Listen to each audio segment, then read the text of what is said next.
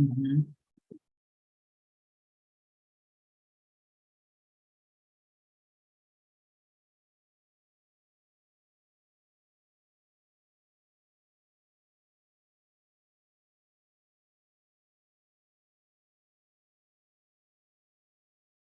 Okay, you guys ready?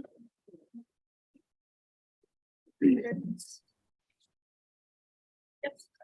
Okay, it is Thursday, February 2nd, 2023 and 6 p.m. We will open our regular city council meeting.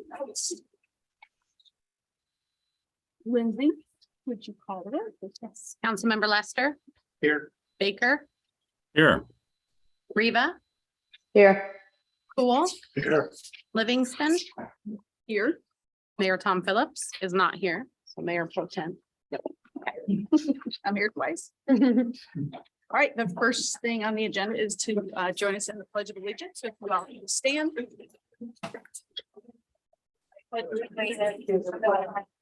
United States of America, and to the republic for which it stands, one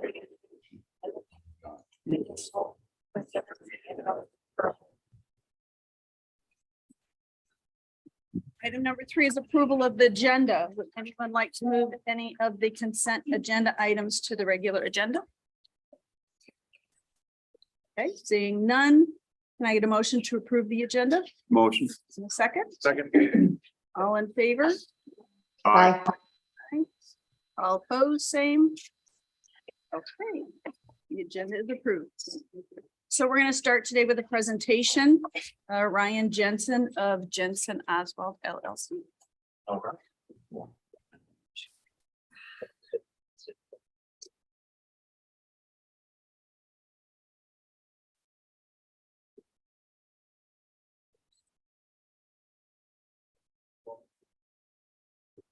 give you a little.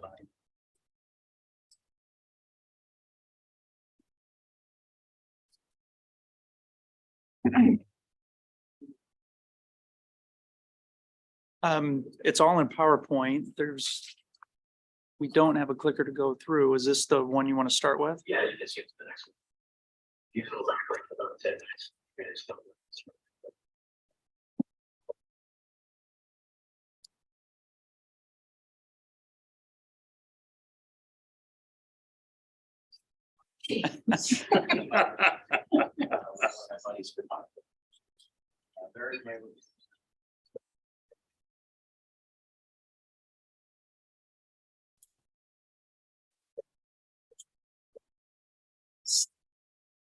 Does he have a microphone?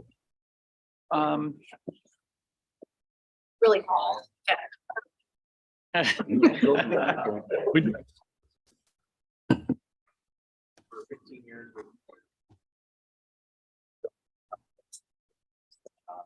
And then years ago, my partner Ted and I started a company called Compounding Capital. We syndicate real estate assets with accredited investors around the state. And then Ted and I built 207 Crocker downtown, the old Mercy office building. We converted that into a Fairfield Inn right next to Wells Fargo Arena. And it's been a pretty successful project. So Ted, he's a South Dakota guy, went to Iowa State, worked for Eric Sheldall. Those of you who've been around long enough remember Eric Sheldall. He developed most of the affordable housing across the state of Iowa back in the 70s and 80s. And then Ted bought a portfolio of 28 of those himself. Oh gosh, I don't know what year it was.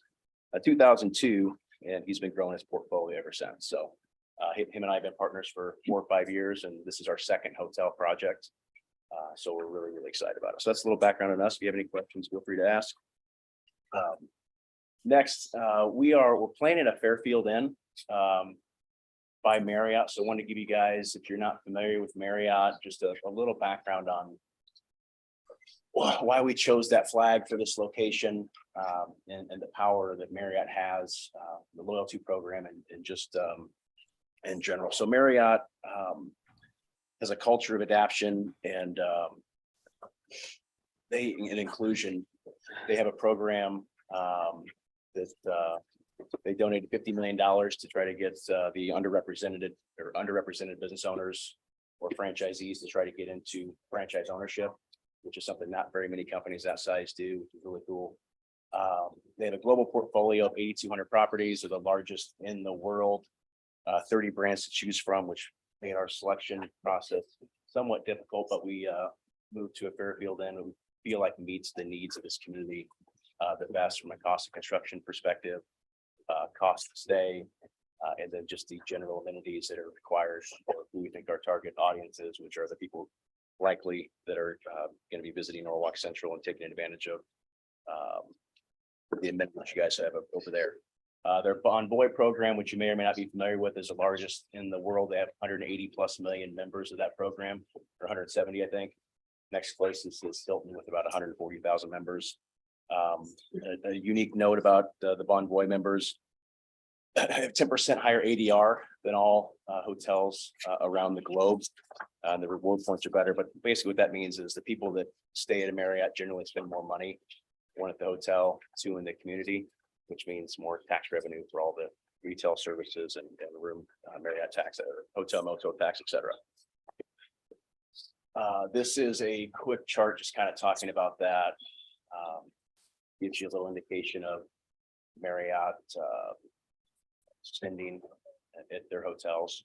That first chart on the left there shows you the average ADR, which is about 15 to 20% higher than the rest of the flags.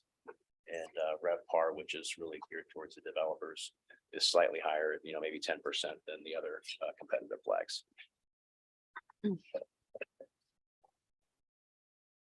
Talk quickly about the direct economic impact of putting a hotel here. I think when you guys did all the studies to bring Norwalk Central to life, you knew that you're going to have a hotel so you capture the revenue with consumer spending that will be in the market, because if you don't put a place for those people to stay, that spending goes to West Des Moines or Des Moines or wherever else people are actually staying.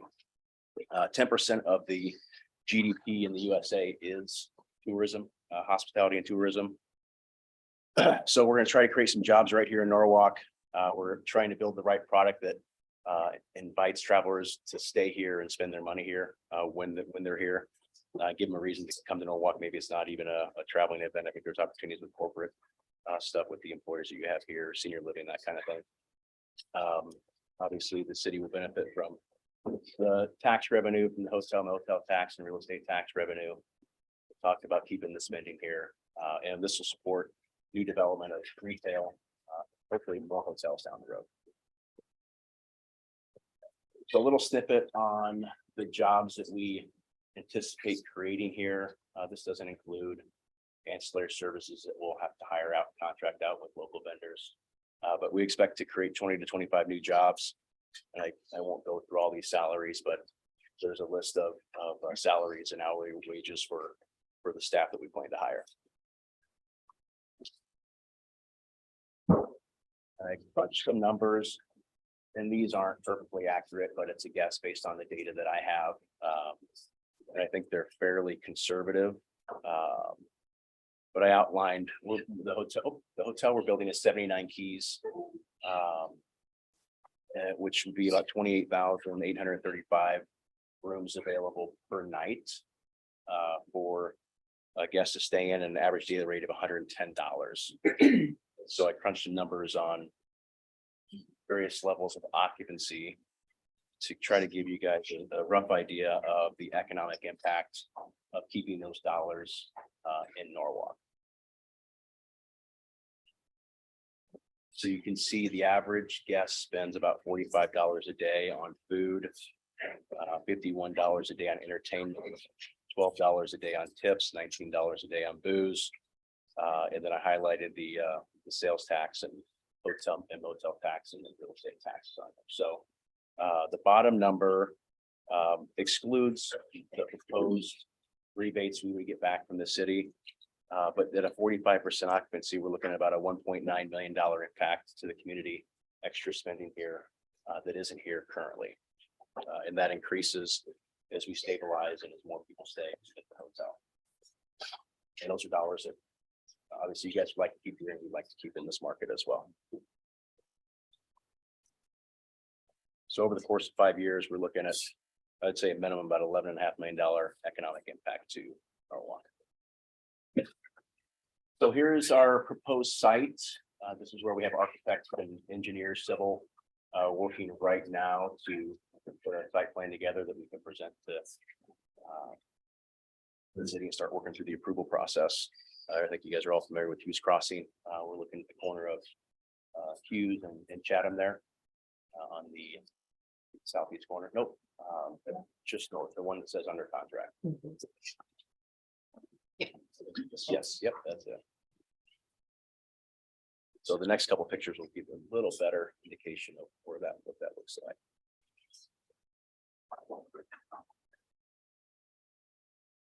So there's our site plan, diligence planning a retail building, right along Chatham there.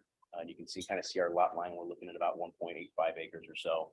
This is not anywhere final. Actually, a meeting with diligence tomorrow morning to try to work out a few things that we have to solve with parking and some other stuff like that. So this shows the standard Marriott prototype 79 key Fairfield Inn.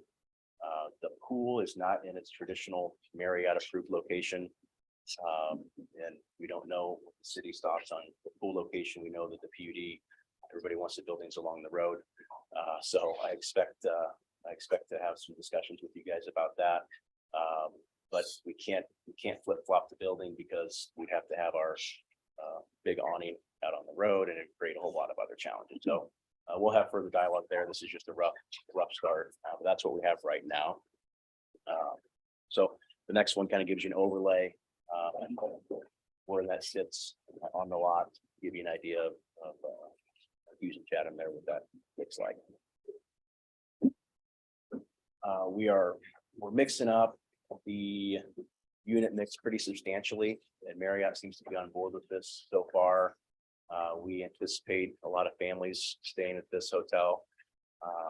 We heavily investigated a Spring Hill Suites, which is geared more towards suites and families and longer stays.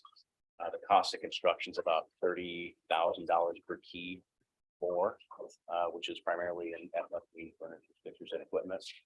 We felt that we try to modify a brand that was a little more affordable to construct, keep our rates lower, and be able to accommodate families that are already spending a lot of money trying to come and do these events with their kids. So 44 double queens is very high on the high side for what Marriott will allow, but we think that they're going to let that slide. So we are trying to create a unit mix that is conducive to our guest. The next few slides just kind of go through generic floor plans. Another unique thing we're going to do here is we're going to have a bar. I just believe if I go stay in a hotel, I want to have a drink 99% of the time. So we have a bar, which our downtown Fairfield's one of like 2 in the entire country to have a bar. COVID shut it down for quite a while, so it hasn't been as successful as we would have hoped. But we are going to do a bar here that will integrate with our free breakfast room.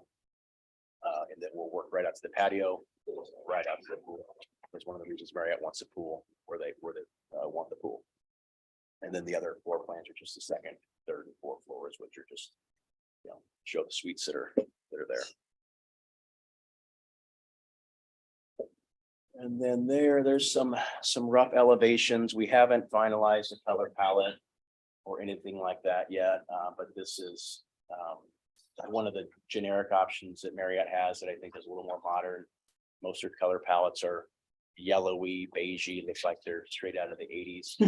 So we're trying to build a product that looks and feels modern and new that belongs where we're putting it. So this is the color palette we're working on right now, and we may make some modifications there. But the primary building materials are EVIS or some metal, wood type product. But everything that Marriott specs is generally within the P within the code. So I don't think we have any issues with the building materials. Timing, that's going to be super hard to read. But basically what this says is by the end of this month, we will be done with our feasibility, hopefully, or very, very close to done with our actual financial feasibility as this project work. We'll have some rough numbers by the end of February from our GC. It will be at about 30% drawings by the end of this month with our architect. So we've only been talking to Holly for 2 months or 4 months, and we're moving pretty quickly. We'd like to be in the ground. This says August, but our goal is June. So Oh, 23. Yeah. 23. We have a lot of work to do now, but yes, we're humping it. We want to open next season. When we opened our downtown hotel, we had some delays. And it was the first year that March Madness was here for the first and second rounds. So we lost, $500,000 revenue. Not being open. But yeah, so thank you for let me give a presentation. Again, we're trying to build a product in town that's meets the needs of people that are going to be staying here and fills a void that the city doesn't have. So I'm happy to answer questions if anything has it. Great, thanks very much. Yeah, awesome. Thank you.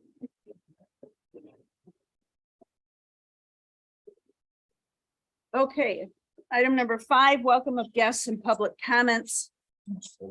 This is for non-agenda items. We would have a 3-minute time limit. Can't take any action on these tonight since they aren't on the agenda. If you'd like to comment on anything that is on the consent agenda, now would be the time to speak. Anybody want to make any public comment? You knew I would. I bet. Judy Corcoran, 1736 Bristol. And I'm here really on behalf of the Norwalk Easter Public Library Foundation. Through you all, we want to thank the city for the support of our $5,000 match campaign. I was, of course, the first person to say we would never make it. And we had to raise $5,000. I thought it'd take 2 or 3 months. We have raised, in a little over 31 days, $8,002. And we have received from the donor who still wants to remain anonymous, the $5,000 check. So we have $13,000 in new money to put to work in the city. Again, thank all of you for your support. Thank you. Thank you. Nice to draw sometimes. It's so rarely. Yeah. I know. I wouldn't have thought about it. I know. Anybody else? All right, seeing none, we'll move on to the consent agenda. We have expenditures, January 17, 2023 minutes of the special city council meeting, January 19, 2023 minutes of the regular city council meeting. Renewal of Class C retail alcohol license for outdoor service for 1908 Draft House. Renewal Class B retail alcohol license for Dollar General. Resolution terminating a 28 agreement with the Norwalk Community School District for building management and maintenance services. Resolution to adopt cellular phone use and allowance policy. Resolution approving 2 alternate commission members for the Greater Des Moines Sister City Commission. Resolution approving an agreement with the Iowa Communications Network to increase the internet bandwidth for the city. Resolution approving part-time economic development grant payment to Diligent HCC LLC. Resolution approving Parks and Recreation to hire Fisher Brothers LLC to restore the Norwalk Aquatic Center water slide. Resolution setting February 16, 2023 for a public hearing to dispose of real property, parcel A, a part of Outlot Z and Sunset Estates Plat 3. Resolution setting February 16, 2023 for a public hearing to dispose of real property, parcel B, a part of Outlot Z in Sunset Estates Plat 3. Again, a motion to approve the consent agenda. Motion. Second. Need to call the roll? Councilmember Reba, Yes. Cool, Yes.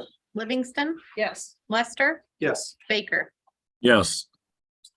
Motion carries. We move on to item C, 7, old and new business for consideration, discussion, and possible action. A, we have a public hearing regarding an amendment to the Hughes Century Crossing Planned Unit Development Parcel F land uses. So we will open the public hearing at 6:19. This is a discussion, or there has been a discussion of 6,000 square feet plus convenience store with fuel sales at the intersection of Highway 28 and Chatham. The current zoning is C2, which would not allow for such use. So Elliot, I will let you take over. Yep, you're exactly right. So we kind of approached this with the idea of making the amendment for all of parcel F rather than just the one spot near the Chatham Avenue extension, because we accurately predicted that we would need it for another piece of land within the PUD at the southern area, a quick lube business is looking at potentially going in down there, and that would fall under this definition as well. And really, this is kind of a technicality, at least for a gas station use. I guess when we drafted the PUD, we kind of said, oh, C2, convenience store, that's going to allow for, something like the Casey's or the Come and Go nearby. Well, it turns out fuel sales and convenience store are separated in our definitions. Fuel sales only permitted in C3. Because this is a C2 parcel, we figured we just put gas in service stations in as a definition to check that box and permit the development to proceed. That's all. All right, Lindsay, have we received any written or oral comments? We have not. Do we have any public comment on this item? Any council comments, inquiries? The question, so I know I understand correctly at least. So the change that we make by altering this definition, right? So it's going to only apply to this area you've got illustrated. Yes, with the hatch marks, correct. Thank you. All right, no other comments? We'll close the public hearing at 6:22. And then agenda item B, first reading of an ordinance amending the Hughes Century Crossing Planned Unit Development. We just had the public hearing for this amendment. This is the first of 3 readings which are needed. Elliot, anything else to add? Nope. Any discussion or comment from council? Let's make a comment that P and Z discussed this quite a bit, and they were concerned about the optics of another gas station on Highway 28. And I'd just like to point out that the gas stations, and I shared this with P and Z, but the gas stations make don't come and ask for any other economic incentives. They just build their building and pay taxes. So just to remind everybody that when we're trying to lower your taxes, that's important to remember, is that a gas station does that. So I just like to point that out. Anybody else? Any public comment? Okay, may I get a motion to approve the first reading of Motion? It's presented in Second. the packet. Okay, motion by Baker, second by, is that you, Ed? Reba. You can give it to Reba. Okay, I'll give it to you. Lindsay, would you call the roll? Councilmember Cool, Yes. Livingston, Yes. Lester, Yes. Baker, Yes. Reba. Yes. Okay, now we move on to agenda item C, a public hearing regarding the proposed maximum property tax levy for general fund, liability, property and self-insurance costs, and special revenue levies for employee benefits. So we will open the public hearing at 6:23. And I would start on behalf of Mayor Tom Phillips with this statement. Council has asked staff to create a budget that both meets the needs to operate city government and to address those items needed to meet the requests of our citizens as indicated in citywide opinion surveys. Staff has spent months working on the budget and openly and transparently presented that budget at our January 17th budget workshop, which was open to be attended by anyone, was available to attend via Zoom, and was live streamed on YouTube. We also had a recap of our budget discussion at our council meeting on January 19th. Again, open to be attended by anyone, available to be attended via Zoom, and was live streamed on YouTube. All information that council had for those meetings was publicly available on our website long before those meetings occurred. Those who say we have not been transparent and open with our budget process has not been paying attention and are greatly misinformed. At this point, if council wants to reduce our budget, that's certainly up to them. I would ask that today you pass the max levy, as we can always go lower. Then if reductions are desired, schedule a special session, which would be open for the public to attend, where council can discuss and remove the items they don't want funded. This should not be a staff exercise, as staff has given council exactly what council asked them to produce. It is now up to the city council to make the hard decisions on reductions. A majority of the max levy funding is related to general city operations, specifically staff. We have delayed hiring much needed staff in past years. Within the past couple of years, we have added staff and utilized reserved funds to pay for that. A purpose of this was knowing the TIF retirement would happen this year.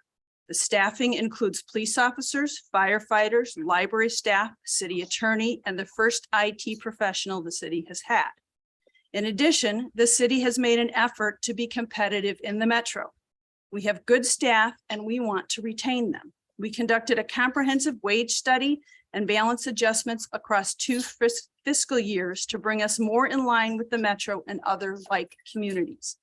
During a time of record inflation and a small labor pool, we believe it is necessary to compensate staff fairly. Council has been elected to represent all of Norwalk citizens. They have lowered our levy for the past 5 years and kept the city's portion of our property tax bill steady and predictable. Let's stay the course and keep our city moving forward. Thank you, Tom Phillips. So, Jean Kelly, I'm going to let you take it from there, please. Thank you. In 2019, the legislature approved creating an additional public hearing and discussion regarding general fund, FICA, IPERS, and other employee benefit levies if a city increases requested property tax dollars by more than 102%. The legislation did not include debt service levies. So the notice before you does not show a picture of the true budget. The numbers presented tonight include values provided by the county as of January 5th. However, we have recently been made aware of an error in the state residential rollback calculation by the Department of Revenue. The state Senate yesterday voted to amend the calculation from 56.49% to 54.65%. The House will consider this next week. So based on the numbers we have at the present moment is what I'm going to discuss tonight. I will tell you what that will do to these numbers if it happens. Norwalk's taxable value increased 29.4% from last year. 13.1% of that was new housing or value increases. 16.29% is a result of 3 TIF districts expiring. Norwalk's taxable value increased more than assessed value for the first time ever due to that. Very unusual. The city is essentially leveraging these new dollars to pay for services, including police, fire, EMS, Parks and Rec, library, community development, economic development, and administrative services. The notice as presented, again, as the numbers we have now, and as this pertains to the tax levy, the city is recommending lowering the levy from $15.11 per thousand to $14.99 per thousand. The notice includes 3 of these levies. The general fund at $8.10, the insurance levy at 33 cents, the benefits levy at $3.36, and why the notice has $11.79 on it. Now, if you add the debt service levy, which we are recommending at $3.20, it would be $14.99. And that would be reflected March 2nd at our public hearing for the full budget. If I give you some examples, I'm going to throw a lot of numbers at you. I'm not trying to confuse, but it is confusing because we are not sure what numbers we are going to be using. But I just want to kind of give you an idea. If there are no changes to the rollback and it remains at 56.49%, which is a difference of 2.3% from last year. It was 54.13%. Again, this is set by the state of Iowa, not under our city's control at all. And your house is valued at. Jean, can I just jump in real quick? And this is probably more for the audience. You keep hearing rollback. I just want to make sure I explain that. The rollback means if you are taxed on 100% of the value of your property, there would be no rollback. It would just be you would pay taxes on 100% of the value of your property. Back in the mid 80s or so, the state of Iowa noticed that ag land values and residential values were outpacing each other. And they wanted to link those 2 together so that that wouldn't happen. The analogy that I give is like 2 people running a race, one person that's fast, one that's slow. They shackle them together so that as one goes faster, the other one is allowed to speed up. Same thing when one falls way back behind, they're going to slow down that faster runner. So that's the concept. That formula that the state does each year, they pass down and they tell us what that percent we can use. The first number the state gave us was 56%. That's a higher percent, meaning you pay on a higher amount of your property. With the revision, when they found the error, they're coming back saying 54%. It's a difference, 1.8%. 1.8. Yeah, I'm rounding. So just know that the number that they're giving us is actually lower. General concept is residential pays roughly about 50% on the actual tax value of their property. I hope that helps a little bit. I know that can be confusing. I'm just gonna go with an average value of $325,000. If the rollback, if there is no change to the rollback and we go from $15.11 to $14.99, the homeowner would pay an additional $7.83 a month. If we lower, if the rollback does change to 54.65% and we stay at $14.99, the difference will be 35 cents a month increase to a homeowner's tax bill. So What's the value of a home, you said? 325,000. Now, we do know that values go up. Values are another thing that's outside of city control. And we have been told by the assessor that next year will be a revaluation year. And as you guys have know, everyone knows here, values have gone up in the state, again, set by the state. An assessor has to appraise those homes at 95 to 105% of market value. And according to our assessor, Warren County is not keeping up with that. So we're looking at increases. So I just put an example of 10%. I hope I'm wrong. I hope that's high. On a 325,000 home, if a value did go up 10% and we kept our tax rate at $14.99 and the rollback stays at 56, the average homeowner would pay $26 more a month. If we lower to $14.88, it would be $20.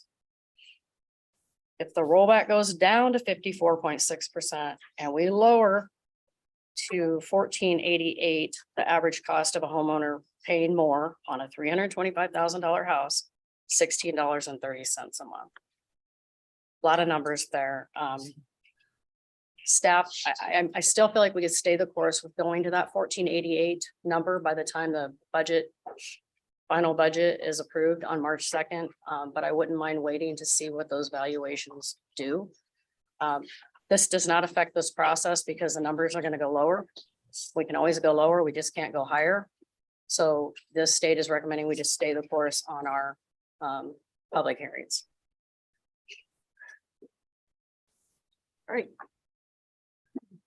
Lindsay, have we received any oral or written comment? I have not. Is there any public comment at this time?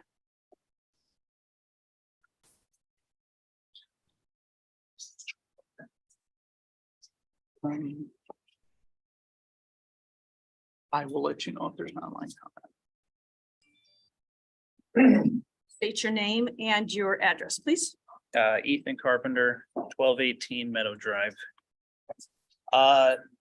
Council members, I very much appreciate you being as transparent as you possibly can in this process.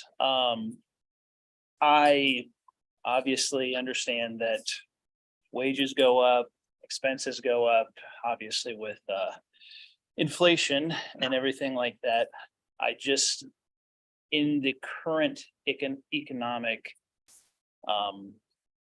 place we are in as a country and as a state, I see that it's not necessarily in the best interest of the city to essentially ramp up their spending and their budget as much as that. I understand, like I said, that inflation has influenced a lot of things and prices have raised across the board for just about everything. But that being said, like I've said to everybody that I've talked to about this particular issue, if I were to go to my boss and ask for a 28% raise or a 28% increase in my budget for my job, he would probably laugh me out of the building. And so it just seems you know, we want to spend and, you know, do what we can to grow the city in a way that is not, to me, it just doesn't seem sustainable in the fact that, you know, we are just, as Norwalkians, as Norwalk citizens, we are taxed at a very high rate. And I was looking through, you know, other suburbs in central Iowa, and we have one of the highest rates. And I understand that is something that happens just being close to Des Moines and all of that, and how, you know, land values and all of that go. But the fact is that we're not on the same level as most, if not all of the other suburbs. You know, we're not a Waukee, we're not a West Des Moines. You know, if that's where we want to get to as a community, I guess that's, you know, we're gonna have to just bite the bullet. I just am not necessarily, I'm not seeing the progress. I see some of the plans, but it just seems like they're very disjointed in their planning. So I personally don't see 28% increase in any budget as being responsible. But that is my public comment. Thank you. Anybody else? Public comment? Okay, seeing none, we will close the public hearing at 6:37.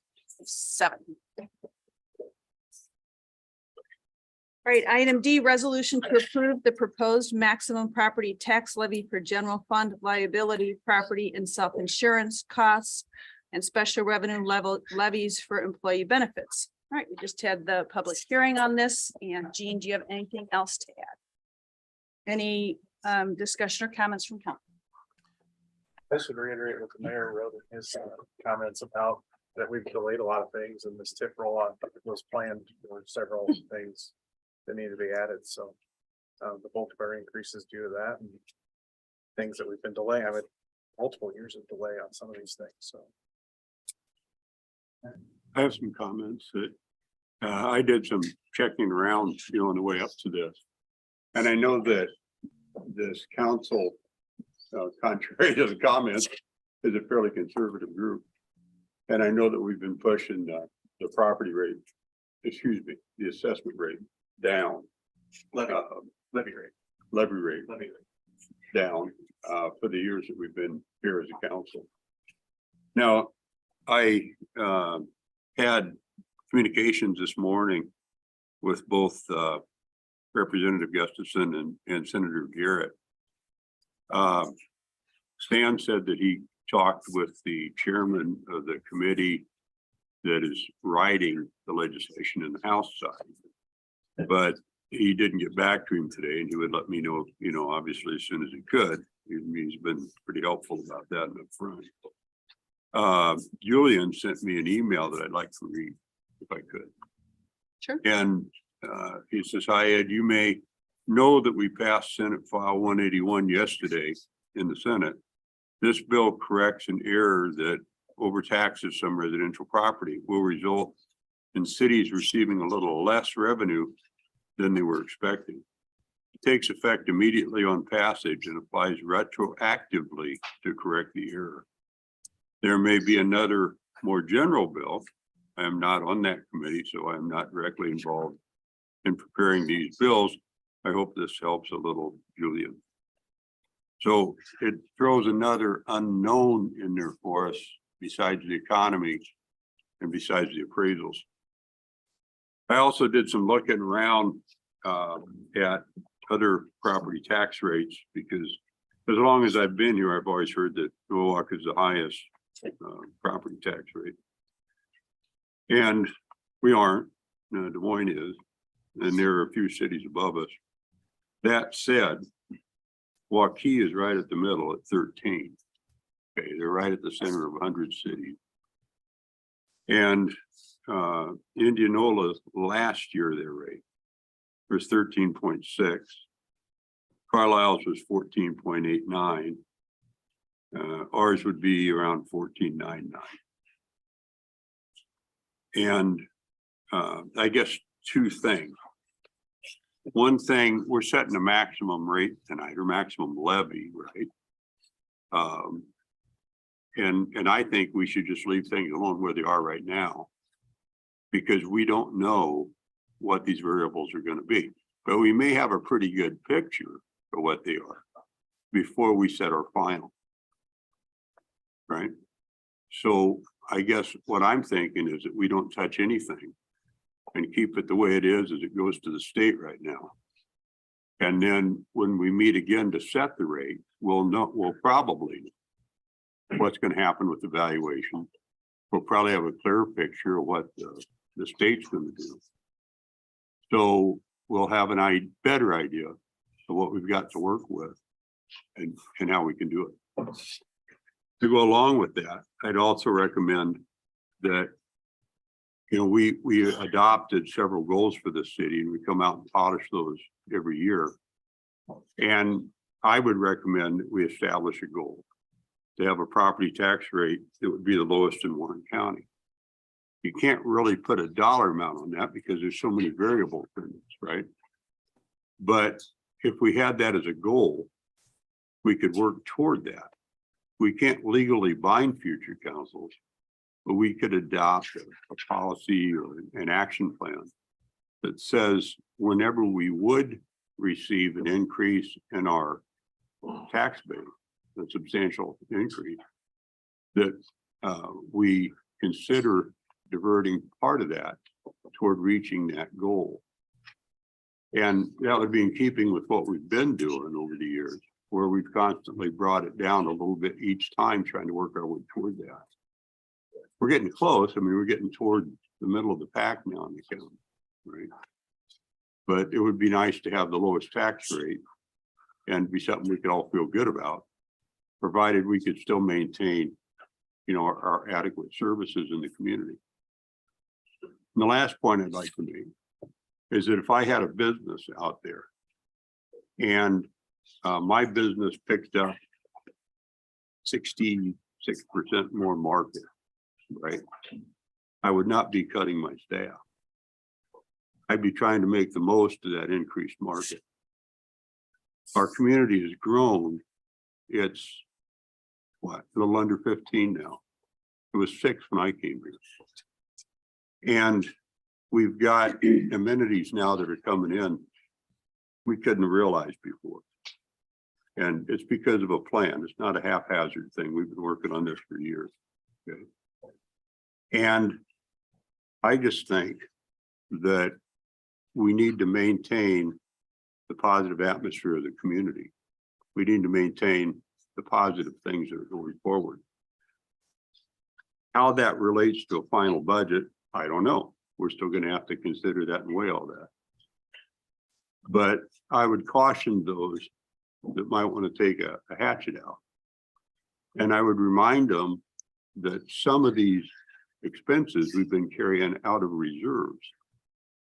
So this has been building for a while because we've had the demand for a while for these capabilities. We've had to gain them. We've had to acquire them. Right? So now they're literally coming to fruition, but they've been there for quite a while. Okay. So it looks bad if you're a person that says, oh my God, how can the budget go up this much? If you don't realize what's been going on behind the scenes, right? In the build up toward this.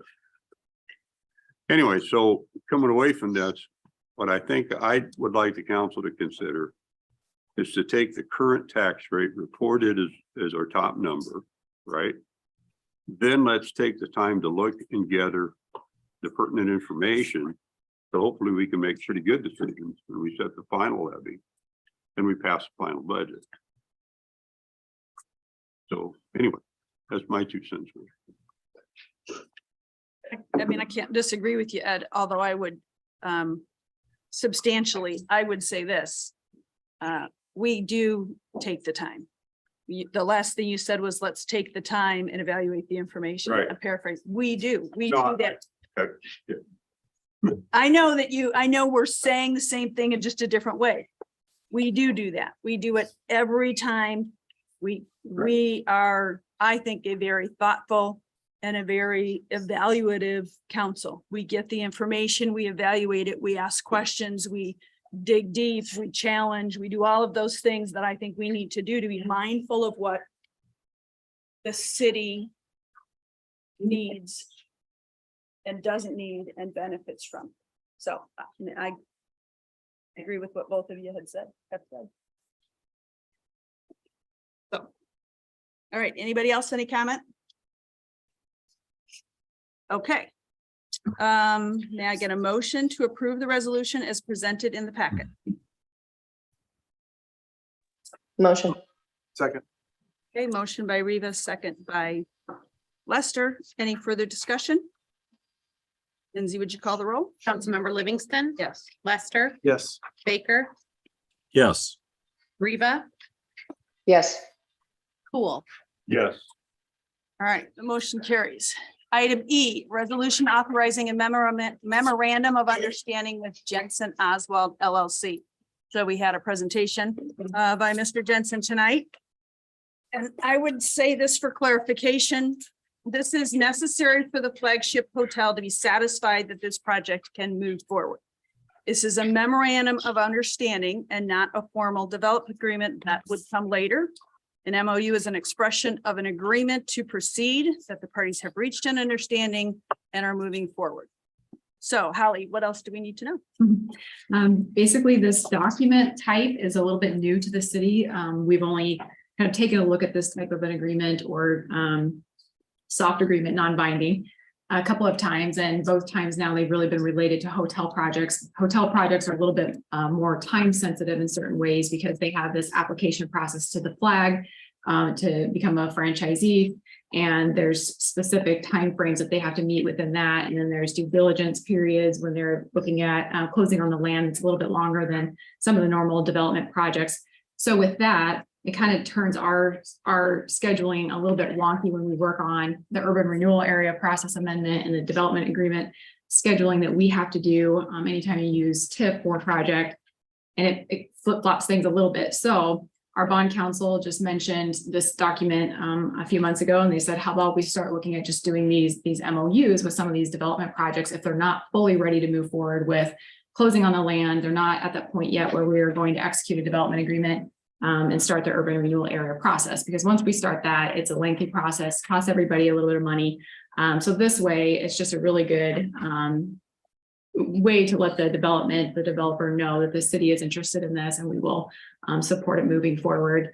And it gives an outline of what that development agreement would look like if it does come to fruition. So it's just kind of a nice option for council to have.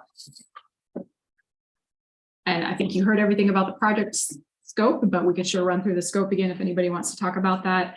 It's really kind of a nice option for the community and for the city of Norwalk. I feel really kind of blessed that we have this type of interest right now from these types of developments and brands. And I think it's such a desperate need we have right now for hotel rooms. Our hotel market study showed that we have a need in the next couple of years for at least 200 rooms. So this will fill some of that. And we have a couple of other interests we're working with right now, but be a great asset to our community. So. All right, thank you. Any discussion or comments from council? I have a question. Go ahead. Holly, I know that Diligent is agreeing to use its part of TIF for this project. So it's not like awarding new TIF money to the hotel. But nowhere does it say any of that in the memorandum of understanding. And I don't know, I guess I am not comfortable with this deal were it not for that agreement with Diligent and using the Diligent's TIF. So if that part is not delivered, I wouldn't agree to these terms. So is the developer fully aware of the risk that if we don't get that agreement with Diligent and using Diligent's part of the TIF, are they aware that that could possibly cause this to go away? I mean, from my perspective, I'm just one vote. Sure. We have both of the developers in the room right now. So we have Diligent here and Ryan with Marriott. And so they've been working pretty closely together. And I think it was actually maybe Tim that came up with this idea that we would take this route with Diligent, sorry. Just because they feel for all of Norwalk Central and for here Century Crossing retail, that this is just such a big asset for that area that's kind of willing, or it's worth that risk on their end of not being able to utilize the tip from that particular parcel and to kind of help incentivize this hotel project. So to answer your question, yes, they're both aware of that. And then when we get to the point of actually writing the development agreement, they would both have to be party to it because we'll have to amend diligence to kind of remove that one little area of tip parcel. And then the development agreement with the hotel would also have to cross-reference that to indicate it. And those two agreements, I would think we'd have forward sometime in March, at least a draft of those, if council moves forward with the MOU and everything works out with Marriott's process. And I know you have a few months left to close on the land and all that, right? Everyone's saying, I mean, budget's the only. Knock on wood, For me. knock on wood. I just feel the need to say that. Stephanie, would you prefer that we actually enter some language in that MOU that specifically calls out the condition that Diligent would have to authorize the use of those TIF funds? Well, I don't know that you need to put it in there for my sake because it's not a development agreement. I just want to make, I'm just looking, I guess, from the hotel standpoint, and I want to make sure that Oswald, that Marriott knows that there's a big contingent out there. You can say this memorandum of understanding is here, but the key part of it to me is that agreement with Diligent. If Marriott is willing to accept this MOU without any mention of that other part, then good on them. If that last part doesn't go through, it's just going to be a problem. I just want to make sure everybody was aware of the fact that if that deal with Diligent isn't recorded, you've lost my vote on this when it comes to the development agreement. Really quick, I don't know that that's the consensus of council. I don't know that it isn't the consensus of council, but I don't know that it is the consensus of council. So I don't know that it should be added to them. Yeah. I just said I'm just one vote. I just Yeah, don't know that it's, yeah. Yeah, I just don't know that if the memorandum of understanding gets, if they think that this gets them what they need, that's great. I just wanted to make them aware that there's a key point here that's not mentioned in this MOU that we will handle when it comes to development agreement time, but there's a point out there that I'm not good on. Well, this is Ryan Jensen of Jensen Oswald, and thank you for being concerned. It's nice to somebody's aware that that's a piece of the puzzle. So a couple things. One, we are aware of Jensen Oswald. We are aware of this. And two, we, in our purchase agreement with Diligent, this item is addressed. So one of the things that, gets us to the closing table on this piece of ground is solving the problem of shifting this TIF around a little bit. So Diligent and my team are working to make that happen. And this document is non-binding as well. So really doesn't obligate anything to anybody. It's just a general terms of understanding that we try to use to make that development agreement a little easier to put together. Okay, great. Thank you. My question was going to be for Jim, and that would be, is it possible for us to support this letter and condition it with the understanding that this TIF agreement would be reached? I think the discussion good enough. I mean, like was just said, it is non-binding. And that's why I've had a little bit less concern. I mean, I noticed that wasn't in that, but with it being non-binding, none of the terms in there are set. My understanding is that this was just more of a show of support, informal show of support. So I think take it to the franchisor and say, look, the city's on board with this also, and let's get moving down the road on that. So I guess I'm not as concerned whether it's there or whether it's not there, because you're not binding yourself to anything right now. Okay, thank you. All right, any more discussion from council? Any public comment? Okay, may I get a motion to approve the resolution as presented in the packet? Motion. Second. Motion by Cool, second by Lester. Any further discussion? Lindsay, would you call the roll? Councilmember Lester, Yes. Baker, Yes. Reba, Yes, Cool, Yes. Livingston. Yes. Okay, motion carries. Item number F, resolution approving supplemental agreement number 2 for additional engineering services for Iowa 28 Sunset Drive and Beardsley Street intersection improvements project. The city has previously entered into a contract with Snyder and Associates for engineering services of Highway 28 and Beardsley Street intersection. This agreement addresses administration and inspection services and assistance from DOT reimbursement. Don't be confused by the term amendment. We're not changing anything already in place, but rather adding to the contract for performance of construction inspection service and allowing for additional hours to cover cost of work related to the land acquisition and utility relocation. Wayne, what else do we need to know? Thank you, Jackie. I'll add in here that we did receive $900,000 in grants for this project. The DOT and the MPO awarded us grants. Snyder will help us get reimbursed from the state on those. The DOT grant, it's great to have that money. It complicates things greatly on tracking of the project, inspection, and the reimbursements. It's something that Lindsay helps a lot with, but we definitely need their expertise with that help. Again, like North Avenue, we're requesting full-time inspection, the complexity of the project. There's a lot of street improvements, there's trail, there's high traffic, there's businesses, so full-time inspection is critical. We've included that. We awarded the project at the last council meeting. The contractor has signed the contracts. They've all been executed. They are eager to get going. We have a pre-con tentatively scheduled for next week already. That's it. Any discussion or comments from council? That's like, so the amendment is adding how much to the original contract? The original one, the original design contract, or how much total being? How much total is this amendment adding to the Snyder contract? The I total couldn't addition. find it real fast. It's adding 302,000. 364,050 is the total. That is what we're adding to their contract. Yes, So did we not award them this part of the contract? for total? correct.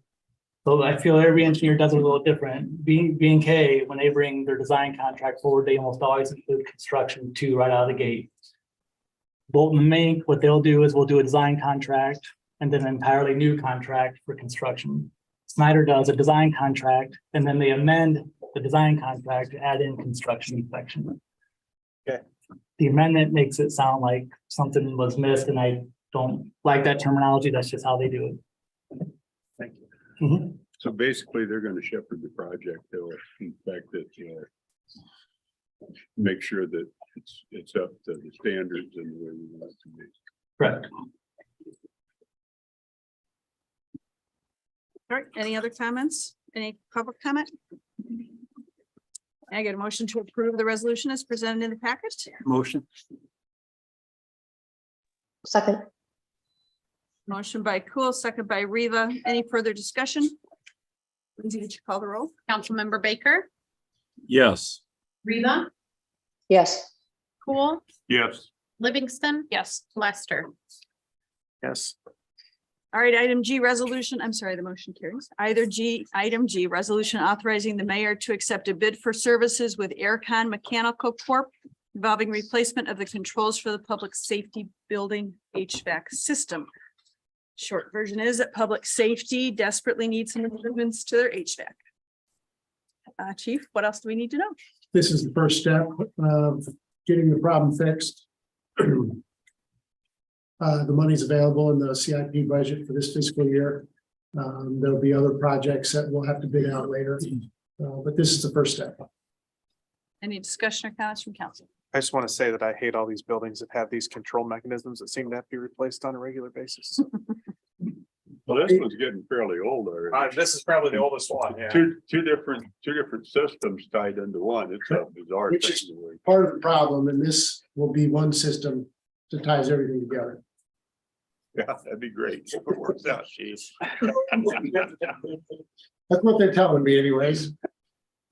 All right, any public comment? May I get a motion to approve the resolution as presented in the packet? Motion. Second. All right, motion by Cool, second by Lester. Any further discussion?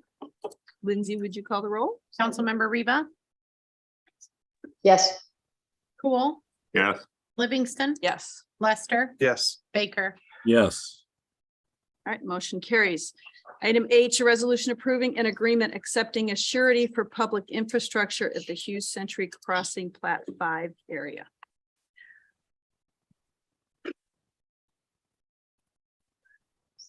Plat 5 and 6. Sorry, my notes are wrong. Okay. Elliot, what do you want to tell us about these? Yep, so primarily the geography that we're looking at is with plat 5, although council approved plat 6 not too long ago. Just a couple of outstanding punch list items from Tony Belizzi, a little bit of weather sensitivity on some of those. And so the applicant diligent is requesting to bond for the remaining work in a total of about $93,000. That number comes directly from Tony B.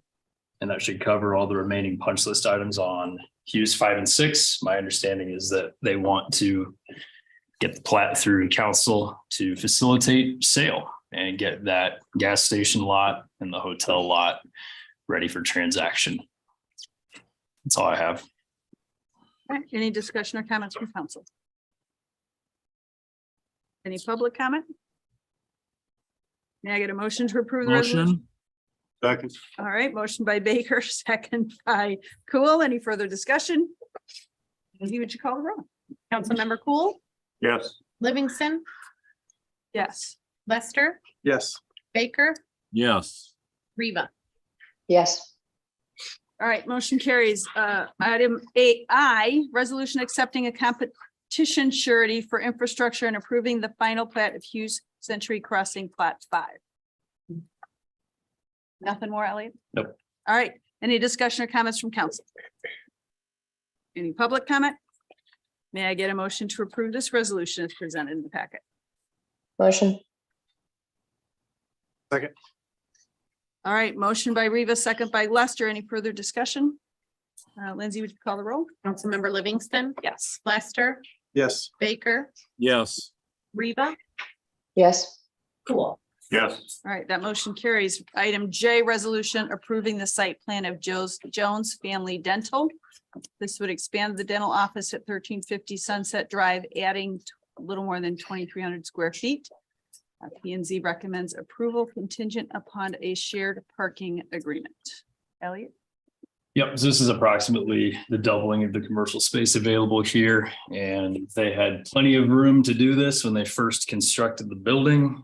The expansion fits on there with no issue.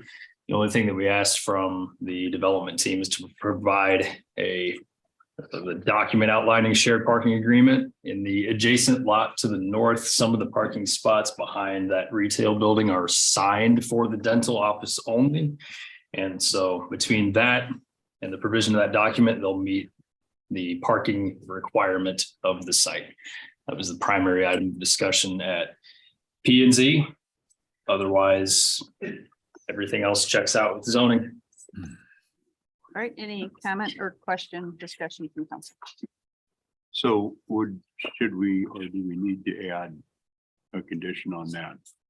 That they accomplish that shared parking and the movement of all that, or? So they have that already. Okay. We just need to see that document before we give them the building permit to proceed. Okay. P and Z was requesting the document be in our hands rather than just known. I think everybody's been told it's there, but the phrasing. Yes. We've all been told it's there, but nobody at the city had seen the document, and P and Z felt like having the document in hand would make them feel better. Wouldn't be bad. No. But that's something that you guys can request before you actually do that. Yes. All right, any other comment? Any public comment? May I get a motion to approve the resolution? Motion. Second. Motion by Lester, second by Cool. Any further discussion? Lindsay, would you call the roll? Councilmember Lester, Yes. Baker, Yes. Riva, Yes, Cool, Yes, Livingston. Yes, that motion carries. Agenda item K. Resolution approving the site plan of Starbucks. This is at the northwest corner of Gordon Avenue and Highway 28. What else? Hughes Century Crossing Parcel F strikes again, not a gas or service station this time. Well, a service station, but a different type of one. Went back and forth quite a bit with these guys working on the building elevations to get those architectural materials in good shape. Everything else from a site design perspective is good with zoning. The only checkbox that we're still wrapping up is just doing the fire safety review, but our third party reviewer is expediting that. So that's the last thing that we need. Once the fire department checks off on it, it's all set. All right, any discussion or comments from council? it's interesting, isn't it? You got two coffee shops springing up here now. And we went for the longest time with coffee in the trailer. But maybe that's a sign that things are changing commercially here for us a little bit. Just a little. Okay, can I get a motion to approve the resolution as presented? Motion. Motion by Baker, second by Lester. Any further discussion? All right, Lindsay, would you call the roll? Councilmember Baker, Yes. Riva, yes, Cool, Yes, Livingston, Yes. Lester. Yes. All right, motion carries. L, a resolution approving the site plan amendment of the Hughes Heartland Sports Complex. This is regarding a revision to the lighting plan for the Norwalk Central Sports Complex. Elliot. Yeah, originally the lighting fixtures in the parking lot area on the south side of the fields were going to be in the middle of the parking lot in a line. This revises them to put them on the periphery of the paving, pointing inwards rather than flooding out. That's really about it. It's pretty simple. It's changing the location of the fixtures. I think Holly's had a little bit more background on the technological innovation that Musco is bringing to town, but it's parking lot lighting.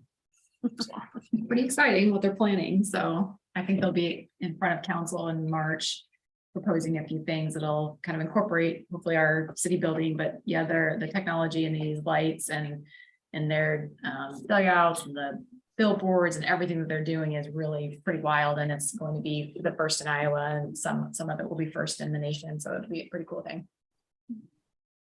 All right, any discussion or comments from council? Any public comment? All right, may I get a motion to approve the resolution? motion, second, Motion by Riva, second by Cool. Any further discussion? Lindsay, would you call the roll? Councilmember Riva, yes, Cool, yes, Livingston, Yes. Lester, Yes. Baker. Yes. All right, motion carries. Item N, resolution authorizing the outdoor display of merchandise for sale at Ace Hardware, 1120 Sunset Drive. So the folks at Ace frequently display merchandise in the parking lot area of the business. It's typical of many businesses, frankly, in the metro. But currently, given the number of parking spaces required, it doesn't actually conform. So we just have to review this and authorize it. What else? That's basically it. They're wanting to also grant permission for another food truck, and we figured, well, let's clean this up while we get it, in front of us so that they're compliant with zoning. Just simple permission from council. But this is not dealing with the food truck. Correct. This is just dealing with their outdoor sales. Yes. So does this, if I read this right, they're moving all of the stuff that sits all over their parking lot. They're gonna move it off to the side of the building. Is that my understanding from this? When it comes to outdoor display of merchandise, there isn't really anything in the zoning ordinance requiring it to be in one place or another. I guess I didn't read the fine print of his letter. Well, and it wasn't his letter. I think it was up in our stuff that I read That's not- that. That wasn't how I read our stuff. no, the way I read it was things were gonna stay about the way they are. Yeah, my understanding, he's gonna keep them there, but he wants to get official Can we cap City it that approved audit. you can only take up so many parking spaces? Because there's times where that stuff's covering up half that parking lot. I suppose you could do that, yes. I mean, But like when around it's- the 4th of July. Separate agenda. Please, let's not go there.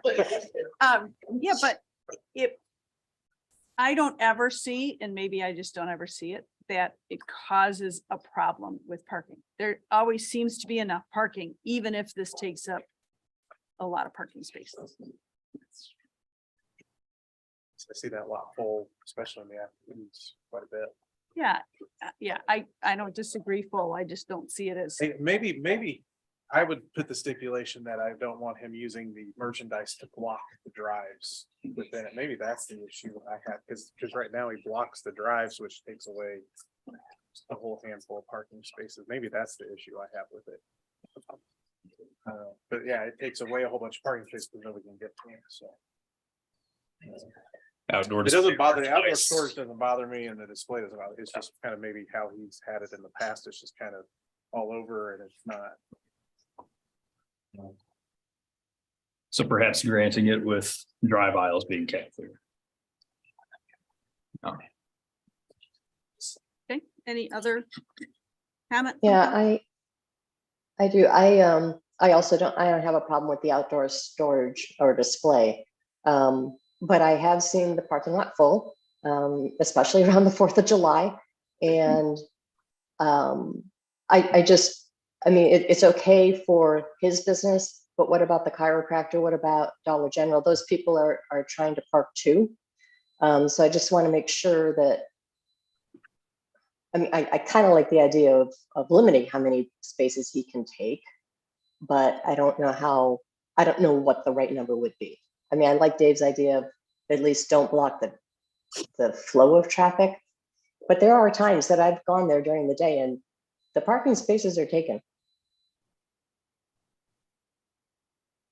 Is that what you were talking, David? Yeah, because you can't access any of those parking spaces on that other side of that stuff without driving through other parking lots or driving the wrong, because they're angle lot, it's an angle parking.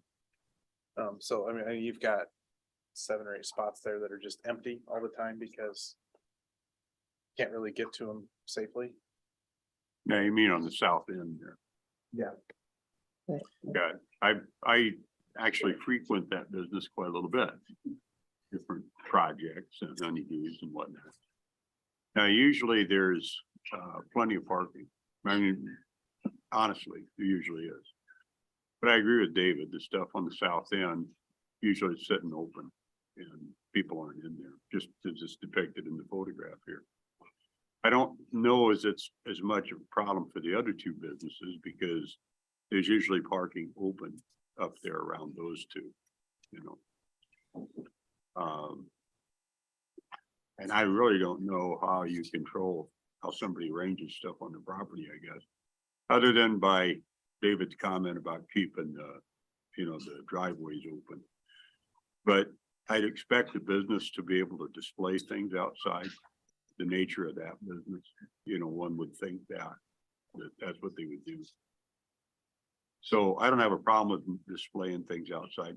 Maybe we add a caveat in there about those driveways. Maybe that would resolve it. I wouldn't think he'd intentionally create a parking lot problem for himself. No, I don't know that. You could fix it. You could fix it by just changing the aisles the other way, but I think some of that is because of the tropical snow place as well. They try to limit who's driving in that one lane. And again, this gets back to not enough parking spaces for the businesses that are there. And we're having to block spaces to block entire sections to safely have a business there. Right, any more discussion from council? Any public comment? Okay, so can I get a motion to approve the resolution as you wanted to approve? Make the motion to approve it pending provided the driveway, what's the property? Yeah. Whatever the terminology, drives are open. I think I think when we start picking where and when different flower cages come up and all of this stuff. I mean, their customers are going to decide on how he does it, or they're going to quit coming there if it's too much of a mess. I hate getting into this micromanaging, trying to do something like this on. I don't know how you would ever put this in print and make it work for virtually everyone in Norwalk. Brian, mine's a safety thing. I mean, if you can't drive through. Just the driveways? Yeah, Just the I mean, driveways. the Yeah. parking lot, you go to the Fairway parking lot, that place is never right. I mean, that's a complete disaster. Where do you begin? We're only looking at this one property today, though, Brian. That's the issue. You can bring that one up another time. All right, so we have a motion by Lester, a second by Cool to approve the resolution with the caveat that drive lanes not be blocked. So Lindsay, would you call the roll? Councilmember Cool, Yeah. Livingston, Yes. Lester, Yes. Baker, Yes. Reba. Yes. All right, motion carries. Item N, resolution approving the official name of the Park and Recreation Building within Norwalk Central. So there's quite a bit of history in the attachments for the council packet. But basically Parks and Recreation Advisory Commission is the commission that gets to choose and recommend the names of parks and buildings that belong to the city. They've been working in consideration of what to call what we now call the core, which was a recommendation by them. But since then, it's been asked that it be changed. And I won't get into all of the history or the reasons, but yesterday they had a meeting and they have selected four finalists and made a final decision. And Robin, you can reveal. Oops. So No? Sorry, did I go? No, I put it on the screen Apparently already. Luke gets to reveal. So the 5 final names were the Rec, Field House, Norwalk Field House, Norwalk Community Recreation Center, and Norwalk Recreation Field House, with the final recommendation of Norwalk Field House. Anything else you want to say about it? Nothing else to say. Any discussion or comments from the council? I'm happy as long as you got the name Norwalk, right? So when people talk about it or an event is advertised, they understand it's Norwalk.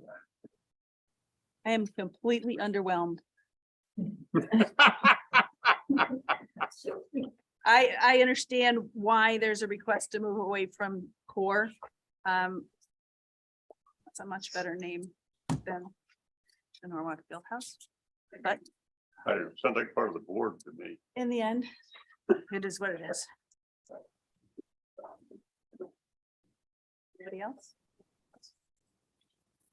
Any public comment? I have a quick comment on this one. Okay. Come on up, introduce yourself, tell us where you live. Hello, council. My name is Vaughn Kenneth Breeze. I live at 235 Borough Court here in Norwalk, Iowa. And I've been a resident for about 27 years. And I just want to say thank you for naming this building something Norwalk in it, just like he said. All right. I think it's much better than the Auto Sports Complex building name, but I think we could do a little bit better on. Maybe come up with an acronym for that. I think we already have, but I just want to say I appreciate that. I think keeping things named Norwalk, I think Norwalk is this, Norwalk that. I think it brings pride to the town as opposed to a more Vegas-y, Mid-American Energy this, Greg Young this, the Von Breeze Police Station, the Eastern Public Library. So I do like that. It makes me feel more like a community, and I think people will appreciate it as well. So thank you. Thank you. All right, any other public comment? A nice positive comment too, isn't that nice? All right, may I get a motion? Sorry, go ahead. Can you read those 4 names again? The Rec, the field house, which evolved into the Norwalk Field House, the Norwalk Community Recreation Center, the Norwalk Recreation Field House. And ultimately, the commission recommends the Norwalk Field House is the name. And that's what you want a motion on, is the Norwalk Fieldhouse as the final? That's what that's That's been the the agenda nominee. issue. Yep. Oh, I'm underwhelmed too. You think that would be confusing with the school's field house somehow? School does not have a field house. Oh, I'm sorry, pardon me all day. Yeah, so I know this intimately because I was heavily involved with that project, but the state said that you cannot call a school gym facility a field house, notwithstanding the fact that some do. So the Wow. Norwalk facility is not called a field house. All right, so it would not be confusing. Well, I don't know if it'll be confusing or not, but Well, they don't have the same name. Yeah, they have an NPEC and an NPAC and an M, whatever. I lost complete track with what all they have. Performing Arts Center and a performing Yes. or a physical education center. Oh, got it. Huh? We don't want to confuse with those. Our park commission has a representative from the school. Anna is a junior at the high school. Is that right, Brian? Yes, And she brought up the same point about those different acronyms that get kind of confusing. Yeah.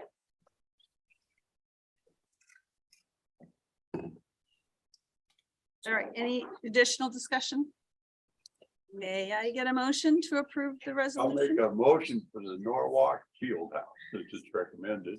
See if I can get a second. I'll give you a second. All right, that's All right. two. So, motion by Cole, second by Livingston. Any further discussion? All right, Lindsay, would you call the roll? Councilmember Livingston, Yes. Lester, Yes. Baker, yes. Reba, Yes, Cool. Yeah, All right, motion carries. that's 5 votes. All right, item O, resolution authorizing execution of an agreement with Bolton and Mank Incorporated for professional services for the school and trail connections and water main on Elm Avenue. Wayne, Robin, I don't know who wants to go first or who wants to say anything or nothing. Robin? So this is one of those that is a professional services contract, so you will see another contract come forward. This is for design phase through bid process. This project is a portion of the second priority of the Greenways Master Plan. It will start on Pine Avenue, the corner of Pine and Elm, head east to Lane Avenue. So we'll install a 5-foot sidewalk there where there are some gaps. We will install a pedestrian crossing on Sunset. The pedestrian crossing, I know, David, you had brought up the speed limit. I did talk to Bolton and Mink about that. They are proposing the Hawk pedestrian system, which is recommended for high-speed crossings. Has the 2 red lights and then a yellow light underneath that red. And it goes through a different series to warn traffic as they approach. It is activated by the pedestrian that is crossing the street. What else? Do we know if the DOT is okay with that?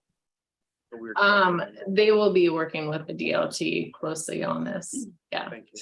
And I still would reiterate, I would be pushing the DOT that 35, would make me a lot more comfortable. I'm And that- fine with it, but Yeah, and we need to make the push, whoever, I don't know which, if all of you need to call the DOT and tell them to do it, I don't know, but So Justin's online if we have any questions for him. He did say that he would reach out to the DOT on the reduced speed limit as well again. I think that they have said no to that. They've said no Prior. a lot of times and then they'll say yes the first time somebody gets hit there, Yes, which is too late, but I agree. that's the state, not us. Are we in agreement that we all want to go to 35 there? Well, that's, I'm not sure. I mean, I'm in that's not agreement. even in That's this. not Today's discussion. That's not, no, that's me Exactly. saying, that's my feeling, but no. Yeah, I don't want to be directing the DOT to be doing something, and that's not our discussion today, is my point. But I'm wanting Bolton and Mink to be looking into speed as part of their agreement in my mind. And I think that Right, and safety of this crossing is important. right, Robin said that is something that they're looking at. They are looking. Right. Correct. Well, thank you. Yes. Thank you, And- Justin. Yeah. So that's my portion of the project, and then the other portion is water main. So we're trying to combine projects again on Elm with Public Works. Was part of the McClure study to fill in a gap of water main on Elm between Pine and Snyder. So before they get their sidewalk in, they want to get the water main in. All right, any discussion, any more discussion or comments from council? Makes sense. And you see a lot of young people crossing that highway back and forth down in that area. Because we've got that larger residential area there in the west. So I'm really glad to see this happening because I think it'll make it a lot safer. And it's prudent to do the water main while we're tearing the sidewalk out and putting a new one in, So I think it'd be the way to go. All right, You have something? you have something? I do have something. Reviewing the contract, we don't have quite the final wording on some of the parts of the contract and they are reviewing that, and I guess so I'd like this approval contingent upon my final approval of the wording of the contract. It's none of the details, it's more the whole harmlesses and the things that us attorneys worry about. I'll make a motion pending legal approval. So I got a motion pending to approve the resolution to execute an agreement with Bolton and Mink pending legal approval. Can I get a second? Second. All right, motion by Lester, second by Cool. Any further discussion? Lindsay, would you call the roll? Councilmember Lester, Yes. Baker, Yes, Riva, Yes, Cool, Yes. Livingston.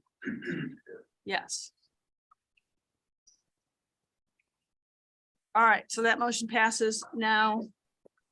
Item P, resolution, final reading of an ordinance providing for the division of taxes levied on taxable property in the January 2023 addition to the Norwalk Urban Renewal Area pursuant to section 403.19 of the Code of Iowa, Norwalk Central Diligent Property.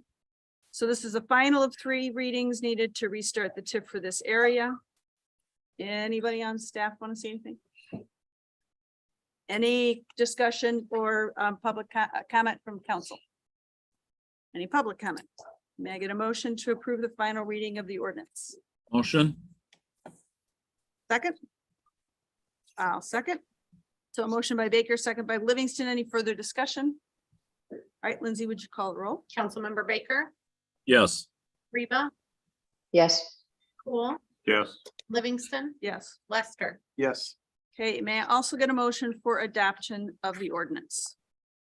Motion. Motion by Cool, a second, second, second by Riva. Any further discussion? Lindsay, would you call the roll? What are we? Just following the directions. Just a motion to adopt. To adopt the ordinance. you just approved the third reading. Right, we approved the third Okay, reading. that's all we need. Yeah, okay. yeah. All that. Yes. All right. Okay, Disregard. All right. trying to make more work for us, You're just. right? I didn't know if you were calling for a second or making a second down there. That's why I looked confused. No, it's all good. It's I all didn't know either. Okay, so Item 8, council inquiries and staff updates. We will start with Luke to update us regarding the plat of survey request by Colby Clacko and the comprehensive plan amendment. Correct. So a couple meetings ago, we had a platted survey request that was outside of city limits within our planning area and within the kind of 2-mile boundaries. We get to review those and determine if they meet what we want. And at that time, we turned that down because it didn't meet our medium density land use plan dimensions there. But we did get some staff direction after that saying, well, try and find a way to make this work for them. So we wanted to follow up with that. I sat down with Jim. We really can't find a way to make it work unless we do a comprehensive plan amendment. I do believe there are a couple properties south of where he wants to go that are already existing rural residential lots. So if we as a city did want to entertain something, we could probably do something minimally invasive to our zone, our land use planning to accommodate that. So wanted to report back on that. If you would, I guess just a general, do we proceed with that and bring it back to you? It'd have to obviously be public hearing and all that stuff. So not asking for a decision on that tonight, but just some general, yeah, let's talk about it again in another meeting, or just, are we good? I would like that. I would like it to come back and discuss it again. Discuss again. Okay, we can take it through the process. And so that's going to be a planning and zoning commission hearing. They'll make recommendations. So basically the same process as the zoning amendment. So Is that not just what we did last time? what How we is did this last different? time was specifically related to the split that he wanted to do, not necessarily should the land use plan change or not. And, It was more the plat of survey itself. and if I understand you correctly, it would be, although it would encompass the property that he wants, it would also encompass more of the area. And you would give us an opinion about whether or not this makes sense, doesn't make sense, harms the future, doesn't harm the future, those kinds of things, correct? So I think it would be a more expansive evaluation and discussion. That's why I would like it to come back. Yeah, I think Brian, if I remember the conversation correctly, that was whether the council could approve the plat of survey as presented. And the council really had their hands tied at that point in time. They couldn't. And I think during that meeting, we did state at that point in time, the only way that we could possibly see a path to be able to approve that would be to amend the comprehensive plan. So there was. And a we voted discussion. that down. Yeah, And we there's a- voted that down. There was a discussion regarding amending the comprehensive plan, but the vote was whether you approved the plat of survey or not. That was the only question from the council. So as a result of voting that down, but then also getting further direction from the council, it was requested it, to at least come back to the council and give the path that we think would be the way, if you were inclined to want to do it. We couldn't figure out any other method. We did try to get creative, but really the law lays out the method of getting this taken care of, and really there's no creativity to it. It's just amending your comprehensive plan. So I know it was discussed like you said, but there wasn't a vote on whether you wanted to amend the comprehensive plan or not. And so we're discussing that now. And that's the process Luke's talking about, I believe. I'm really confused, but that's fine. I'm used to it. Well, I'm confused with you, Brian. I thought that we made it voted down doing what he wanted to do because we had no interest in amending the comprehensive plan, but And I guess if we want to take time to talk about it, okay.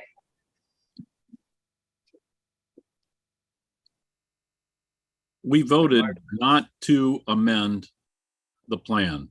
No, we didn't. We never got that. No, we far, didn't. but Okay. We did discuss that as being an outcome.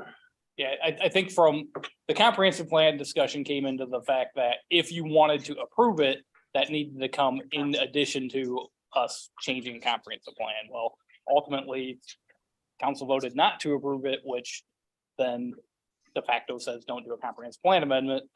Then when Jim and I sit down trying to figure out something, we're reporting back to you, this is the only way we can do it. And we can bring you something that's a little more thoughtful as to how it could look, so you can consider it if you want. Yes, and I'd like to make, for me, a more informed decision for me. Okay, So- we'll look at it again.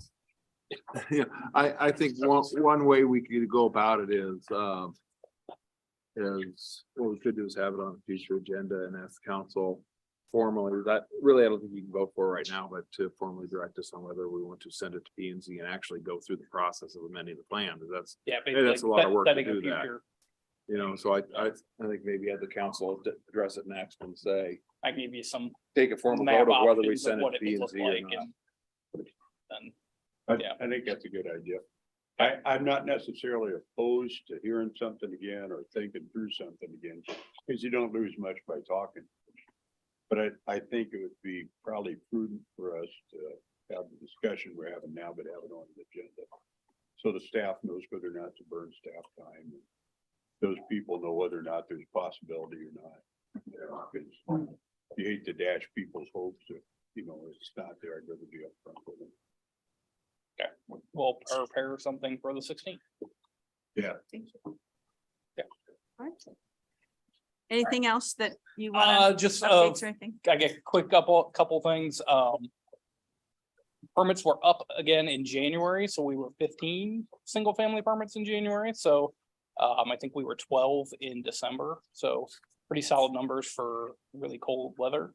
So we'll keep seeing how that gets going forward. Those two numbers were kind of on track with where we were at historically, averages for December and January, after we had the lull in kind of September, October, November.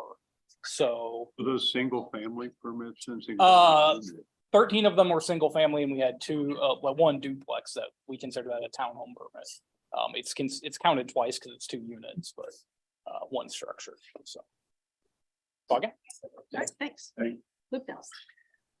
Just giving you an update, we've been having meetings with Snyder and Associates every couple of weeks. We're talking about the Southwest Corridor planning.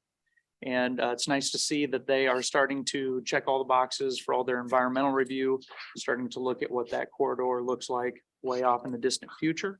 As we said, that's within our land use planning area. And we wanted to kind of firm that up a little bit as we embark upon the certified site project out there. So just letting you know that's coming along nicely. It's good to see Snyder and Associates producing some good results there. One thing to add to my update, that what you said, right? You're done. Just kind of related to the bigger picture of planning and stuff, the county's working on their comprehensive plan. They're starting that up. Had a conversation with our consultants today, and so I will be on the steering committee for that. So good to have some city representation helping the county with their plan as well. So, And he just reminded me of one more thing. See? We're gonna go back and forth all night. maybe Snyder Associate, they did talk about wanting to do some kind of a work group discussion. And they specifically brought up the fact that the county is doing that comprehensive plan. So we may want to have Lindsay or another representative from the county join us. Now I'm done. Okay, all right, Lindsay. You want to go to them on these two online or no? Reba Baker? No, they're not according to my list. All right, I'll go. Wow. I'll get to them. Okay. The 2022 codification is done, so if you are out on the website, that link is updated and the 31 ordinances that you all passed last year are included now, so that's super exciting. David, I sent you an email yesterday. I think that the Mid-American. Been down there, so. Okay, well, I can't imagine I have that much pull with Mid-American Energy, I'm being honest. So Wayne, if you did anything that I didn't know about with Mid-Am, thank you. Okay, But thank you guys. If it's fixed, great. If it's not, I'll let you I know. didn't see any poles in the ditch, so I'm thinking. Okay. And then you all know we had a power outage yesterday that lasted most of the day here, but just a quick thanks to Gary with Public Works. He was here and on it like nobody's business. And then once we did get power back, Tim was here, Kirk was here because our doors weren't locking properly. So it was nice to see everybody just kind of work as a team and get us back up and running. That's all I have. All right, thanks, Robin. Okay, the spring playbook is published. And we're also getting lots of applications for our summer position. So we're interviewing and hiring for those, which is a good thing. Our Park and Recreation Advisory Commission, we have one current opening, and in July, we will have a second opening. So we've received applications and We'll be doing interviews sometime in February. We don't have any dates set yet. And then we're just, as a staff, actively working to schedule space and programming for the Norwalk Field House. And that's it. All right, thank you. Is Jean straight along? She is, yes. I am here, but I don't have a report tonight. Thank you. Thank you, Holly. You've seen some press releases coming out in the last week or maybe 2 weeks now. We had scooters out, Starbucks will go out soon. We also had several of the new sponsors that are coming on with the Norwalk Central area, which has been very generous. And we love that we've had these companies, mostly local so far, that are contributing to the whole area, which helps with our budget, helps us get other things in the future that we maybe couldn't budget for initially. So we're very grateful to all of those sponsors coming on. We'll have another one tomorrow that goes out, and then a few more next week. And then just some positive things to think about too on budget. We know that it's a scary time right now for everything. We don't know what's happening nationally that could come down and affect us in the next year or two, and then stuff happening with the legislature. But thankfully we have had really good commercial growth in the last 5-6 years. It's helping to offset some things. And then over the next couple of years, we know we have 2 really large industrial expansions getting ready to start here this spring. And those 2 alone will add 200,000 square feet of new industrial space, over 22 million in new value. So that'll result in well over $1 million in new property taxes. And we know, of course, we're only get a sliver of that, but it'll benefit everybody, the county and the schools. They're adding 220 new full-time jobs. So good things coming, and that's just 2 projects that we're, well into planning with those.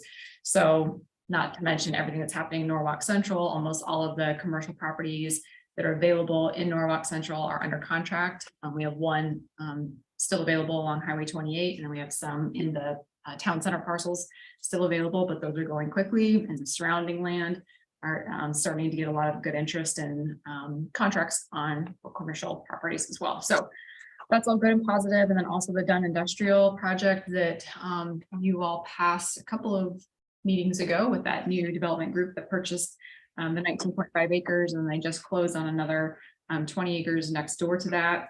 So they're well underway with their site plans, and they have 3 industrial buildings planned to start here. The first 2 will start in the spring. And that'll add another $6 million in value. So just, things are kind of coming online, especially on the industrial side. The Kosovo events coming up. So it's their Independence Day 14th, 17th. 14th. I don't remember. So there is a, I don't know if it's a celebration of the governor's office, but it is a meeting of the Sister City Partnership delegates, which we're a part of course, with our sister city. So if anybody's interested in going to that on the 17th, please let Jackie or I know, and we can get that information over to you, as well as kind of the bigger formal event, which is on the 24th. And that's at DMAC, not Camp Dodge, right? Right, it's at DMAC at their Culinary Arts Building. If anybody's interested in going to those, please let us know. It's a big deal for them. Each year as an independent, newer nation is a big deal, and they still love America for helping them out, and we have a great partnership with them. So other than that, like Luke said, you're officially in the certified site program now. Chris worked pretty hard getting everything ready for that, sent in the official application. We've already started the meetings with the state. We have our defined outline map of what those acres will look like, about 135 acres going into the program. So that gives us a really good leg up on the other certified sites in the state, assuming we get accepted and it moves forward. So, well, good. Thank you. Jean Kelly. No report tonight. Thank you. Okay. Chief Staples. Yes, last or on our current budget, we hired a police officer to make a second school resource officer. That was dependent on Officer Allen and Sauer's training being finished. They're about halfway done their field training, so getting close to being able to deploy a second school resource officer. We've advertised within the department for interest. That closes tomorrow. And then we'll do some interviewing, and we'll probably name somebody by the end of February. And that is very timely because as we prepare the 2022 annual report, we looked at school resource officer activity, and we found that Officer Criswell's call load increased 86% from 2021 to 2022. So it's about time for us to give him some help. So that was very timely. Also, interestingly enough, in 2022, regular police calls increased 33% to over 8,000. That's the most we've ever had, as far as I know. So anyways, last year was a big year for us. And then the homicide from September is scheduled to go to trial on March 27th. That week has been blocked out, and we've restricted time off for officers. Hope just in case several of our officers have to be in Indianola for the better part of a week. But as of right now, that looks like it'll go that week. That's all I have. All right, thank you. Chief Porter. I have nothing tonight. Thank you. Thank you. Wayne? Nothing tonight. Same, nothing tonight. Harry? Tony, are you on? Yes, I am. Nothing else for me tonight. Thanks. Thank you. Oh, you want to add anything? Nope. Okay. Ed? Yeah, chief, fire chief. How much have your calls increased by this year over last year? This year, like in 2023, Yeah, or I'm sorry, 2022 or 2023. the year in comparison. From last year, they increased, let me look at my data here. They increased 10% from the previous year, from 2021 to 2022. That's another reason why you don't want to reduce staff while your workload's going up. You know, that's just what I'm saying. Anyway, I had asked a while ago if there might be orientation training or classes conducted for new members of boards and commissions, you know, that we have. And I wondered how that was coming. Is that progressing, or has it been happening, or? Yeah, we had the first one this Wednesday with the park board. Good. Lindsay, Jim and I all sat in and went over just kind of a 101 of being on a board or commission with the city. Super. I think it was well received. Super. But we've got another one. When is our next one planned? Do you know? The P and Z? No, P and Z later. It's gonna be the library board will be next, and then P and Z, and then all of our other ones that don't necessarily meet consistently, just have us on their next upcoming agenda. So we will have met with the three, main boards or commissions by the first week in March. Good. Yeah, we got a lot of good people on those boards and commissions, so we really do want to take care of them. Keep them coming back, you know? The first thing we do at each one is we thank them for being volunteers, because that's Good, very good. All right, that's all that I have. Thank you. David? Well, I was just gonna thank all of them that all the people that are on those commissions and such, and if there's a vacant, like there's one on the Parks Board right now, that if you see them, go out and apply for them, and there's something you're interested in or have some expertise in, because we need people on it. That's all I was gonna say. Stephanie? Yes, just one MPO thing. The MPO and SERPTA jointly applied for a USDOT grant, and they received it for $1 million. And that is they're going to be using it to create action plans for safe streets and roads. Bottom line, it is to make roads safer for pedestrians, make better crosswalks, Dave, and stop or try to improve intersections that have a high crash rate. And the reason it's important is because coming behind this is $5 to $6 billion of USDOT funding to implement plans, but you can't apply for those funds unless you have a plan. So this is a big deal. And so heads up, Robin, Wayne, Luke Paris, Elliot, that you might want to start thinking about doing some kind of a safety plan, what we might need in Norwalk to be able to access these funds that are coming up. That's it. All right, thank you. Brian? Metro Waste, everyone's shocked that prices will be going up in that area as well. And on compost bins, that will increase in price.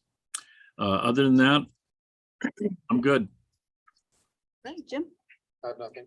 All right, I have nothing. So now, item 9, we will go into closed session pursuant to Iowa Code Section 20.17 sub 3 to discuss labor negotiations for public works bargaining unit agreements. Jim, is this a valid reason to go into closed session? Yes, it is. May I get a motion to move into closed session? Motion. Okay, I'm gonna give Cool the motion and give it a second. Is that all right?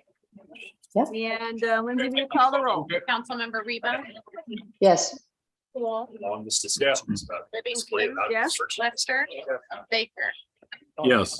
All right, it is 7:50 and we are out of open session. We're gonna go into open recess. Tim, And if we get another sports loan. you just gonna get out there? Is that okay? There's stuff out there. Yeah. It's really. We'll come out and get you. Thanks, Tim. Going in close.